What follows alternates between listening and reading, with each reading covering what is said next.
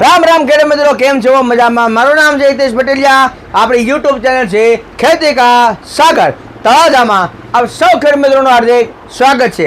હવે ઘણા બધા ખેડૂત મિત્રો પૂછતા હતા કે હવે વરસાદ થઈ ગયો છે, ડેમ બેમ ભરાઈ ગયા છે, ટબ્બા રેખા સલો સલ પાણી થઈ ગયું છે, તળાવ ભરાઈ ગયા છે, કવાય માથે આવી ગયા છે અને હવે વરસાદ સારો થઈ ગયો છે તો મગફળી અમારી મહિનાદીની હવા મહિનાની કે 1.5 મહિનાની થઈ ગઈ છે. તો ફાલની દવા ક્યારે મારી શકાય? મગફળીના પાકની માલિપા ફૂલ ઉગડી જાય પછી તમે દવા આપી શકો. કપા ખરેખર જો 2-2.5 મહિનાનો થઈ જાય એવડો હાઈ ક્લાસ, પછી તમે એને ફાલની દવા આપો તો સારું પડે. શાકભાજીની માલિપા પણ તમે ફાલની દવા આપો, પણ જ્યારે તમારું શાકભાજીમાં ફૂરડા ઉગડવા મળ્યા હોય 2-3 ત્યારે દવા આપો ત્યારે તમને સારામાં સારું પરિણામ મળે છે. હવે કઈ દવા આપણે વાપરવી જોઈએ, શું કામ વાપરવી જોઈએ, ઉત્પાદન ડબલ આવે છે કે નહીં, આ વાત ખરી કરવા માટે આપણે છાંટવી જોઈએ કે ન છાંટવી જોઈએ? 25-30 વર્ષ જૂની પ્રોડક્ટ છે એને વાપરવી જોઈએ કે આધુનિક જમાના પ્રમાણે, નવા જમાના પ્રમાણે ખભે મિલાવીને હાલી શકે અને ભારતીય ડોક્ટરોની તાકાત શું છે એનો પરિચય કરવા માટે આપણે એ દવાનો ઉપયોગ કરવો જોઈએ કે ન કરવો જોઈએ? તો તમારા ઘણા બધા પ્રશ્નો છે, એનું આપણે સોલ્યુશન આપણે આ વિડીયોમાં થોડુંક લાવવાનો પ્રયત્ન કરીશું. તો પહેલું છે બાયર કંપનીનું ઇગ્નિટસ. બરોબર, આમાં 2 ટેકનિકલ આવે છે. બરોબર છે, સાયક્લોક્લોનિડ 2.10% અને મેપિક્યુટ ક્લોરાઇડ 8.4%.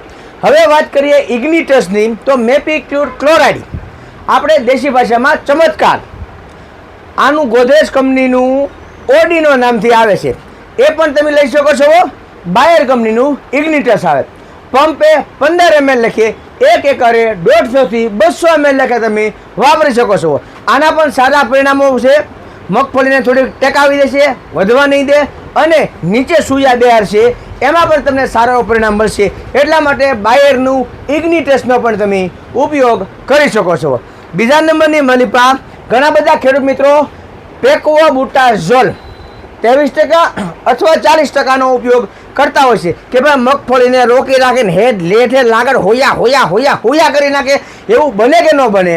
હવે પેકોબુટાઝોલ એટલે આંબાની દવા છે. આંબામાં તમારે હાતમ આઠમ કેડે અથવા હાતમ આઠમ પહેલાં 10-15 દિવસ અગાઉ આંબામાં તમે દવા નાખો એટલે દિવાળી પછી મહિને દિવસે આંબા ફૂટી જાય. હવે એ પેકોબુટાઝોલ આપણે મગફળીમાં નાખીએ તો પેકોબુટાઝોલથી શું થાય કે ભાઈ મગફળીમાં પેકોબુટાઝોલ નાખવાથી મગફળી નૈયા રોકાઈ જાય, અંદર જે ડોડવા બન્યા હોય, બરોબર છે, એની સાઈઝ સેજ વધે નહીં. આ પાકો અનુભવ છે આપણો. બીજા નંબરની માલિપા કે લાંબો સમય સુધી જમીનમાં એ દવા પડી રહે, ઠેરાઈ રહે, ઊભી રહી જાય અને એ પછી તમે ઘઉં કરો તો ઘઉંમાં ફૂટ ન થાય, એ પછી તમે શેણા કરો તો શેણા તમને કોઈ સુકાવાનો પ્રશ્ન વધારે આવે, ધાણા અને જીરું કર્યું તો એમાં પણ વધારે સુકાવાનો પ્રશ્ન આવતો હોય છે. બરાબર છે, ડુંગળી કરી હોય, લસણ કર્યું હોય તો એમાં ટોચ બળવાનો પ્રશ્ન વધારે આવે અને નીચે બાફીઓ આવવાનો પ્રશ્ન વધારે છે, જમીન કડક અને ઝડક થઈ જવાનો પ્રશ્ન, કારણ કે આંબાની દવા છે. આપણે મગફળીમાં તમને કોઈ 100 ml બાટી છાંટો 5 ml કહો કે 2 ml કહો કે 3 ml જે કહો, મારા બાપનું કાંઈ નથી જતું. પણ આની જે અસલ એની વ્યાખ્યા છે ને એમાં છાંટો તો તમને વધારે મજા આવે. હવે એવી કોઈ દવા છે તો એક છે ગોદરેજ કંપનીનું ડબલ, 25-30 વર્ષથી સતત બાટી હોમોબ્રાસિનોલાઇટ 0.04% આવે છે અને સારા પરિણામો આપે છે. 15 થી 20 ml લખે આપણે આપીએ છીએ. બરોબર છે, અને આપણે આના સારા પરિણામો લઈએ છીએ, સાટીએ છીએ, ઉપયોગે કરીએ છીએ. હવે નવા જમાના પ્રમાણે વાત કરીએ, કારણ કે આપણે આ જૂના જમાના 30 વર્ષ જૂની પ્રોડક્ટ છે. નવા જમાના પ્રમાણે જઈએ તો નવા જમાના પ્રમાણે ફલમગ્રો અને બ્લુબેરી આ 2 વસ્તુ છે. બરોબર છે, જે ફલમગ્રો આવે છે એમાં સોડિયમ પેરાનાઇટ્રોફેનોલેટ 0.3% આવે છે. તમારા છોડને વિકાસ અટકાવતો નથી અને નીચે સૂયા સારા એવા મુકાવે છે, સારું એવું પરિણામ મળશે. મગફળીમાં વાપરી શકો, કપાસમાં વાપરી શકો, તમે શાકભાજીમાં વાપરી શકો, તુરમાં અને અડદમાં વાપરી શકો. તમે તારે સારા પરિણામ આપણે ગયા વર્ષે 2-3 વર્ષથી સતત આપણે વિડીયો મૂકી છે, સારા પરિણામો છે. હવે ઇથિયનમાં જમા પ્રમાણે તો ડોક્ટર પ્લાન્ટ પ્રોટેક્શનનું બ્લુબેરી, તો આ શું કામ વધારે પડતો ભાર શું કામ મૂકી કે ભાઈ ફલમગ્રો હવે નથી એમાં થતું? ઘણા ખેડૂત મિત્રો પૂછતા કે ફલમગ્રોમાં હવે પૈસા નથી મળતા, ડબલમાં પૈસા નથી મળતા, ઇગ્નિટસમાં નથી પૈસા મળતા, એટલે તમે આ વસ્તુમાં નહીં.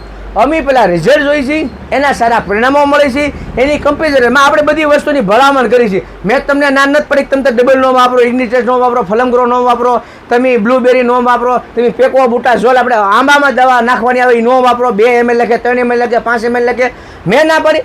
અમે જે રિઝલ્ટ જોયા છે કે ભાઈ મગફળી તમારી અઠવાડિયું રોકાઈ જાય, જરી ગમથી અઠવાડિયું રોકાઈ જાય, હેઠે લાગત તમને કોઈ ફૂટ નવી આવી જાય, નવી ફૂટ આવી જાય, ના નકરા હુયા તમને કોઈ જમીનમાં ખીલા ધરબી દે, એમ ધરબી દે, હુયા એવરેજ લાંબા ઉતરે છે, બરાબર. એને હિસાબે મગફળી આવે છે, બરાબર. મગફળી તમારી પીળી પડી ગઈ હોય તો પણ તમને કોઈ એમાં સારું કામ આપે છે. અને બ્લુબેરી તમે નાખો, પંપે 25 ml લખે નાખો, અને મગફળી જો 24 કલાક લંઘાઈ જાય તો સમજવાનું કે આમાં તમે જે અત્યારે સુધી ખાતર આપ્યું છે, નકરું ડીપી નાખ્યું છે, નકરું તમને ઉડિયા નાખ્યું છે, એને જોતું નહોતું, જોતા તત્વ નહોતા આપ્યા. એ તમારે માનવા માટે, જોવા માટે નવા જમાના પ્રમાણે એકમાત્ર દવા છે બ્લુબેરી. કે તમે આજ તમે એને છંટકાવ કર્યો હોય અને તમે 2-5 કલાક રહીને તમે જોવા જાઓ ને, ધીમે ધીમે લંઘાવવા માંડે, બીજે દિવસે 24 કલાક હાવ લંઘાઈ ગયો. શું કામ?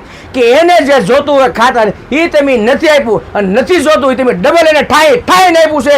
જેમ હાડુભાઈ આવ્યો હોય લાડવા તમને કહો હજી એકલે ઝાડા થઈ જાય. હું પણ એની ગોળે તમે એને ડીપી 12-32 હોય, 20-20, 24-24 જેટલું નહોતું જતું ડબલ નાખ્યું, અને એ જે ડબલ નાખ્યું છે એક ધારું, બરોબર છે. અને નહોતા જોતા તત્વો વધારેના જમીનમાં પડ્યા હતા, જમીનને કડક બનાવે છે, ઝડક બનાવે છે, અંદર હુંય નથી ઉતરવા દેતું, બરોબર. અને જે ખાતર જોતા હતા, એને જે તત્વો જોતા હતા, એને જે ગૌણ તત્વો જોતા હતા એ નથી મળ્યા. આ દવા નાખો ને એટલે એનો પરિચય કરાવે તમને એક વખત કે ભાઈ નાના સાચી વાત છે, આ દવા નાખે, કારણ કે આને હામટા છોકરા તમને કોઈ આવી જાય એટલે ખોરાક જોવે, અને હેઠે ખોરાક જોવે એટલે તમારે હેઠે ખોરાક એને આપવો જ પડે. એટલા માટે કે ભાઈ આ દવા નાખો એટલે તમને ખબર પડે કે મેં વધારાનો ખર્ચો કરીને જોશે, ખરેખર એટલો બધો ખર્ચો કરવાનો નહોતો, અને જે જોતું હતું એ નથી આપ્યું, અને નથી જોતું હતું ડબલ તમને ખિસ્સામાં પૈસા હિતને પણ એમને આપો છો. સારું તમે સલ્ફર લઈ આવો, ઝીંક લઈ આવો, મેગ્નેશિયમ આપો, સુપિક સોઇલ આપો, તમને સારામાં સારા પરિણામો મળશે. સુપિક સોઇલ હું તમને કહું છું ફરજિયાત પ્રમાણે વાપરવું જોઈએ, કારણ કે જમીનને તમારી પોચી રાખે છે, નરમ રાખે છે. જમીન તમને કહો ઊંચી થાય છે, 1.5 થી 2 ઇંચ જમીન ઊંચી થાય ને એટલે ઓટોમેટિક હુયા તમને કોઈ અંદર જમીનમાં ગળી જાય, ખીલા ધરબી દે, બરોબર. બ્લુબેરી એટલે એમાં સિંગ થાય ને થાય. હવે મેં તમને પહેલાં કીધું હતું કે તમારી મગફળીની મારી પા કે કપાસના પાકની મારી પા, તુરમાં કે સોયાબીનમાં કે શાકભાજીમાં ઉત્પાદન ડબલ આવે છે કે નથી આવતું, આ જોવા માટે તમારી પાસે 10 વીઘા જમીન હોય તો 5 વીઘામાં વાપરવાનું, 5 વીઘામાં નહીં વાપરવાનું. કપાસ કર્યો હોય તો 5 વીઘામાં વાપરવાનું, 5 વીઘામાં નહીં વાપરવાનું. શાકભાજી કરી હોય 2 વીઘાનું તો વીઘામાં વાપરો, વીઘામાં ન વાપરો તમ તારે તો પણ તમને એનો ખ્યાલ આવી જશે, બરાબર છે. અનુભવ તમે કરશો તો તમને વધારે મજા આવશે. વધુ માહિતી માટે આપણો નંબર છે 94 63 69 11 નંબર ઉપર સંપર્ક કરજો.